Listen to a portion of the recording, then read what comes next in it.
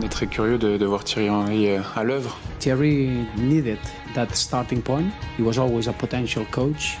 And for me, he's going to become a fantastic coach. Des gens comme ça, comme Zidane, n'ont pas besoin de forcer.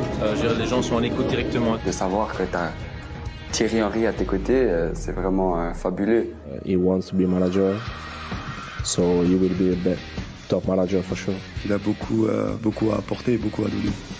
Aujourd'hui, Thierry Henry avait surtout beaucoup à dire en conférence de presse, à tel point qu'il a failli couper la parole au vice-président de l'AS Monaco, Vadim Vassiliev, sans le vouloir. Déjà, merci. Tout notre soutien. Avant de répondre aux questions des journalistes, l'ancien sélectionneur adjoint de la Belgique a tenu à saluer tout particulièrement les Diables Rouges et notamment l'entraîneur en chef, Roberto Martinez.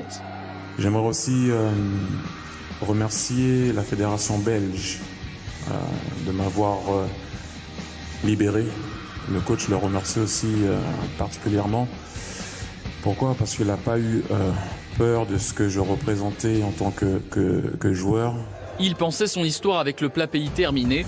Pas de bol, la première question de sa conférence de presse a été posée par un journaliste belge. Kjell Doms du journal Het Laatste Nieuws belge.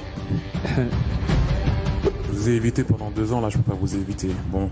S'en est suivi un monologue de plus de 3 minutes en anglais au sujet des entraîneurs l'ayant inspiré de Claude Suodo à Arsène Wenger. Puis il a ensuite insisté sur le fait de retrouver à l'ASM à la fois du plaisir et une assise défensive. Quand on redevienne une équipe qui ne prend pas de but, déjà, l'équipe a besoin là de sécurité et d'équilibre. L'ancien international français s'est également autorisé quelques notes d'humour durant sa conférence de presse, à sa manière. Quel regard vous portez sur le chemin parcouru de 93 quand vous avez commencé à l'AS Monaco jusqu'à maintenant? Déjà, si je repars en 93, vous êtes parti loin. Les nattes, il n'y a plus ça. On perd les cheveux, plus de vitesse.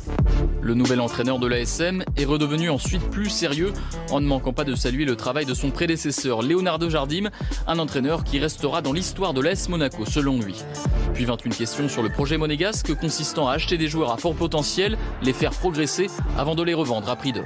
Moi pour l'instant, ce qui m'importe c'est Strasbourg et les joueurs qui sont prêts à jouer contre Strasbourg. Si vous avez des questions comme ça à poser, le vice-président est à côté de moi. Renvoyé dans ses 22, à l'instar de cette journaliste.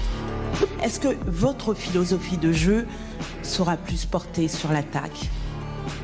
Tout dépend de la situation du match. Encore une fois. Oui, mais il y a bien des entraîneurs qui sont plus portés sur la défense et d'autres sur l'attaque. Tout dépend de la situation du match et ce que l'équipe va nous offrir en face. Pragmatique, le meilleur buteur de l'histoire de l'équipe de France semble avoir des idées claires pour redresser la barre sur le navire princier. Motivé comme jamais à l'idée de relever ce défi au sein d'un club qu'il a vu grandir.